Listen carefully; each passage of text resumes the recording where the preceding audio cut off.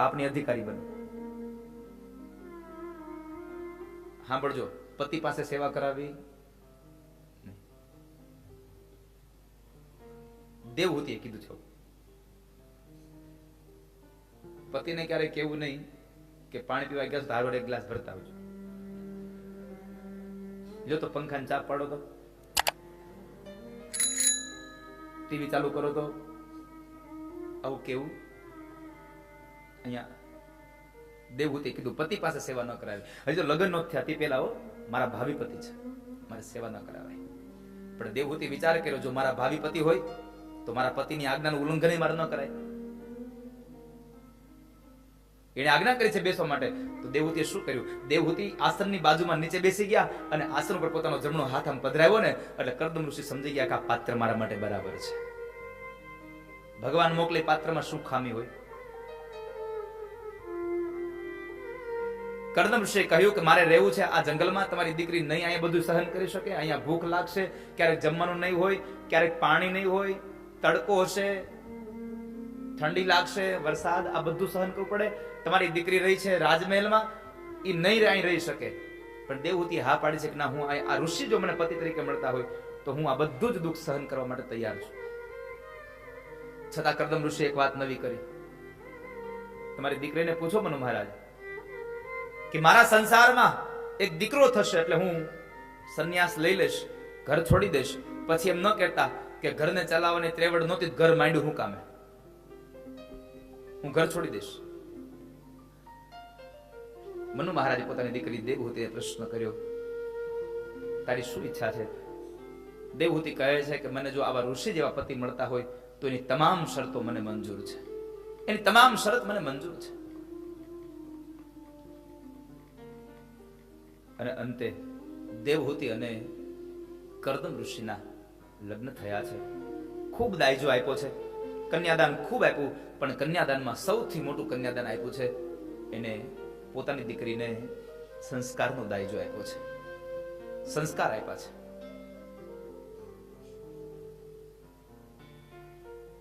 દીકરીને કન્યાદાનમાં થોડીક વસ્તુ ઓછી આપો ને એનો વાંધો નહીં આવે, પણ કન્યાદાનમાં સંસ્કાર ચોક્કસ આપજો. કારણ કે તમારી વસ્તુ ઓછી હશે પણ એને ઘણી બધી કરીને ત્યાં દેખાડશે જો સંસ્કાર આપ્યા હશે તો. અને સંસ્કાર નહીં હોય અને કદાચ ગાડા ભરી ભરીને તમે આપ્યું છે ને તો એ તમારા કડિયાવરની કોઈ કિંમત ને એના સાસરિયામાં ઊભી નહીં થાય. એટલા માટે દીકરીને સંસ્કારનો દાયજો આપજો. અહીંયા મનુ મહારાજ અને શત્રુપા રાણીએ પોતાની દીકરી દેવહૂતિને સંસ્કારનો દાયજો આપી અને અંતે ત્યાંથી વિદાય લીધી. આ બાજુ સમય વ્યતીત થવા લાગ્યો. સૌપ્રથમ 9 કન્યાઓ થઈ છે, 9 દીકરીઓ થઈ કરદમ અને દેવહૂતિને. ત્યાં 9 કન્યા એટલે આધ્યાત્મિક અર્થમાં નવધા ભક્તિ છે. ભગવાનનું ભજન થવા લાગ્યું, નવધા ભક્તિ થઈ. અને એ નવધા ભક્તિ જ્યાં હોય ત્યાં ભગવાન આવે આવે ને આવે, એમાં સંશય નથી. 9 પ્રકારની દીકરીઓ જન્મ થયા પછી 9 દીકરીઓના પછીના સમયમાં વળી પાછો સંસાર ચાલ્યો અને એ સંસારમાં એમને ત્યાં એક દીકરાનો જન્મ થયો અને દીકરો બીજો કોઈ નહીં, સ્વયં ભગવાન કપિલ નારાયણનું પ્રાગટ્ય થયું. ભગવાન કપિલ નારાયણનું પ્રાગટ્ય થયું. સમય વ્યતીત થયું અને સમયમાં કરદમ ઋષિ સંસારને છોડીને ચાલ્યા ગયા. દેવહૂતિ ભગવાનની પાસે રહ્યા છે. આમ તો જો કે દીકરો છે પણ ભગવાનનો આશ્રય લઈ અને પોતાની પાસે રહ્યા છે. દેવહૂતિ માતાએ ભગવાનને એક વખતના સમય પ્રશ્ન કર્યો, પ્રભુ મારી પ્રાર્થના સાંભળો. તમ ત્વાગતાહં શરણં શરણ્યં સ્વભૃત્ય સંસારતરો કુઠારં જિજ્ઞાસયાહં પ્રકૃતે પુરુષસ્ય નમામિ સધર્મવિદાં વરિષ્ઠં. પ્રભુ આ સંસારને વૃક્ષને કાપવા માટે હે કુહાડા સમાન હે કપિલ, હું તમને પ્રાર્થના કરું છું આ સંસારમાંથી છૂટવા માટે શું કરવું જોઈએ? આ સંસારમાંથી છૂટવા માટે શું કરવું માણસ?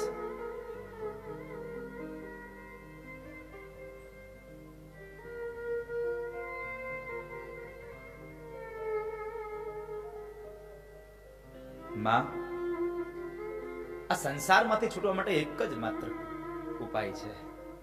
શું? માં સત્સંગ કરો. તમે સત્સંગ કરો, સંતોનો સંગ કરો. સંતોનો સંગ કરો શબ્દ સાંભળ્યા અને એ જ સમયે માતા દેવહૂતિએ પ્રશ્ન કર્યો ભગવાન કપિલ નારાયણને, પ્રભુ તમે સંતોના સંગની વાત કરો છો તો મને એટલી કૃપા કરીને બતાવો, આ દુનિયામાં સંત કોને કહેવાય? આ દુનિયામાં સંત કોને કહેવાય?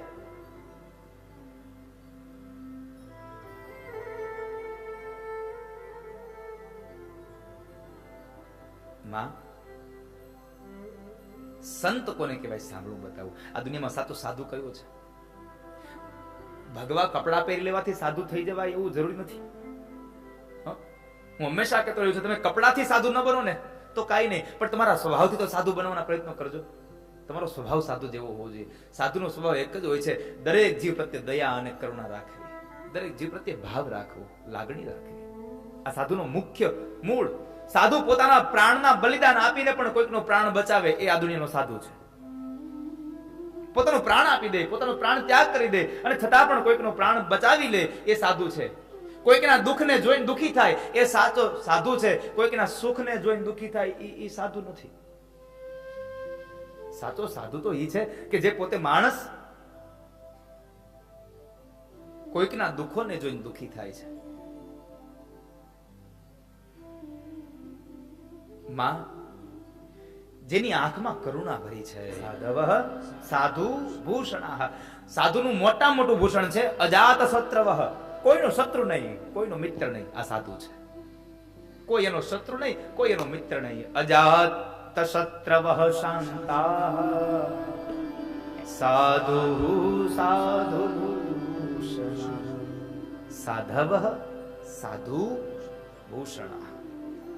એની સાધના એ જ એનું સાધુપણું છે. એની સાત્વતા, એની સાત્વિકતા એ જ એનું સાધુપણું છે.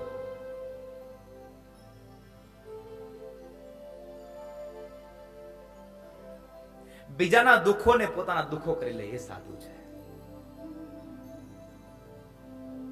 સાચો સાધુ એને કહેવાય કે જે બીજાના દુઃખને પોતાના ગણી લે.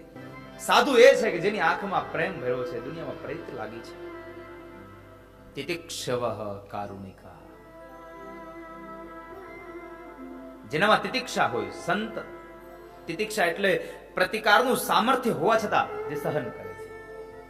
તિતિક્ષાનો અર્થ છે તમે એને એક શબ્દ કહી શકો પણ એને એ તમારી સામે એક શબ્દના 10 શબ્દનો જવાબ તમને આપી શકે એટલી તાકાત છે, પણ તમારા એક શબ્દને સહન કરીને જે માણસ બેઠો રહે છે એ સાચો સાધુ છે.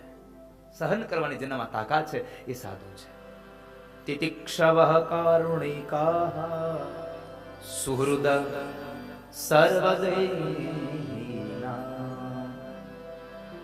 એ કાયરતા નથી, જેની આંખમાં કરુણા ભરી છે એ સાચો સાધુ છે. અને આ ધરતીમાં કેટલા કેટલા સાધુ થયા, કેવા કેવા સાધુ થઈ ગયા. ગ્રહસ્થી હોય છતાં પણ સાધુ હોય છે. વિરુપુરમાં જલારામ બાપા પોતાની પત્નીને ભગવાનને દાનમાં આપી દે, લેતા જાવ જાઓ.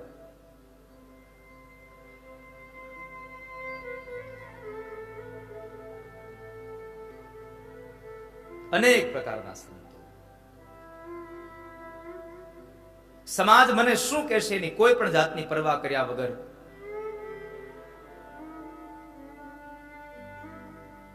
સમાજનું કેમ હિત થાય એની જ માત્ર દ્રષ્ટિ જેનામાં ભરી છે એ આ દુનિયાનો સાચો સાધુ છે. બાકી ભગવા કપડા પહેરવાથી પછી સાધુ થઈ જાય ભાઈ એવું જરૂર નથી. ઘર છોડ કે બન में बास कियो मन बासना त्याग्यो.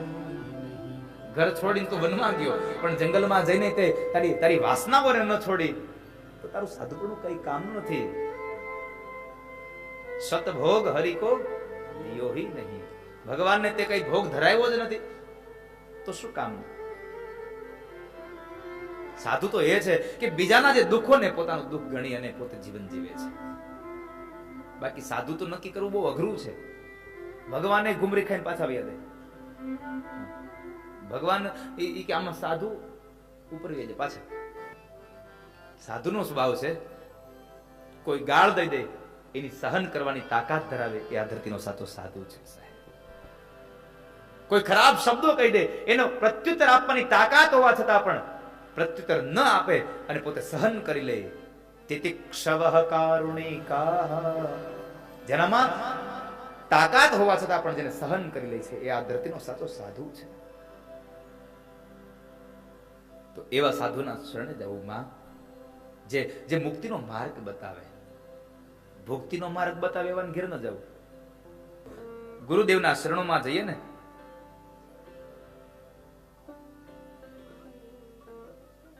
એવા સાધુનું શરણું લેવું જેને લઈ અને આપણો મુક્તિનો માર્ગ ખોલી આપે. ત્યારબાદ ભગવાન કપિલ નારાયણ કહે છે, માં આ શરીરની અંદર મોહન પામશો. આ શરીર તો સાંખ્ય શાસ્ત્રનો ઉપદેશ બતાવ્યો. પંચ મહાભૂતના આ ખોડિયામાં દેહમાં તમે મોહન પામશો. સંતોની સેવા કરજો, સત્સંગ કરજો, ભગવાનના નામનું ભજન કરી અને તમારા આ અવતારને તમે તારજો. આટલો ઉપદેશ આપી ભગવાન કપિલ નારાયણ ત્યાંથી કપિલ ગીતાનો પ્રચાર અને પ્રસાર કરવા માટે થઈ અને ગંગા સાગર તરફ ગયા. જે જગ્યાએ ગંગા અને સાગરનું મિલન થાય, કલકત્તા પાસે ગંગા સાગરના કિનારે જે ભગવાન કપિલ નારાયણે પોતાની આશ્રમ બનાવી ત્યાં રહ્યા. આ બાજુ માતા દેવહૂતિને જે જ્ઞાન હતું એ જ્ઞાન યોગ ક્રિયા પ્રમાણે પોતાના સમય નજીક આવ્યો અને મૃત્યુ આવ્યું જ્યારે નજીક, ત્યારે એ પોતાના દેહનો ત્યાગ કર્યો. અને જે જગ્યાએ માએ પોતાના દેહનો ત્યાગ કર્યો એ જગ્યાનું નામ પડ્યું છે સિદ્ધપુર. જ્યાં માને સિદ્ધિ મળી એ જગ્યાનું નામ પડ્યું સિદ્ધપુર. અમદાવાદથી આગળ પાટણ અને પાટણની બાજુમાં સિદ્ધપુર. અને એ સિદ્ધપુર બિંદુ સરોવરના કિનારે, સિદ્ધપુર પાટણ એ ગામ, અને એ બિંદુ સરોવરના કિનારે આજ પણ કળયુગમાં કોઈ દીકરો પોતાની માતાનું જ્યાં જો શ્રાદ્ધ વિધિ કરવા જાય તો ભગવાન કપિલ નારાયણ એની માને મુક્તિ આપે છે. આવી ત્યાંની શ્રદ્ધા અને ભાવના ભાગવતમાં બતાવી. એ કથાને બતાવી તૃતીય સ્કંદને વિરામ કર્યો, ચતુર્થ સ્કંદમાં પ્રવેશ કરાવે. અને ચતુર્થ સ્કંદ એટલે કહેવાય છે કરદમને ત્યાં જે 9 કન્યાઓ થઈ એ 9 કન્યાઓમાંની એક કન્યા અત્રિ અને અનસૂયાને ત્યાં પરિણા છે. અનસૂયા નામની જે દીકરી હતી એ અત્રિ ઋષિ સાથે પરણાવ્યા. વળી પાછા આગળ અત્રિ અને અનસૂયાનું દાંપત્ય જીવન ચાલ્યું અને એ દાંપત્ય જીવનમાં એમને ત્યાં દત્તાત્રેય નામના પ્રભુ પ્રગટ થયા છે. દત્તાત્રેય મહારાજે 24 ગુરુઓ બનાવ્યા અને એ 24 ગુરુઓમાં કેટલા 24 ગુરુ બનાવ્યા. જેની પાસેથી સારો ઉપદેશ મળે એને ગુરુ બનાવ્યો છે. જેની પાસેથી સારો ઉપદેશ મળ્યો એ ગુરુ છે. એમાં 24 ગુરુમાં તો કૂતરો પણ ગુરુ છે. એમાં એક ગુરુ તો આપણને હસવું આવે એવું ગુરુ.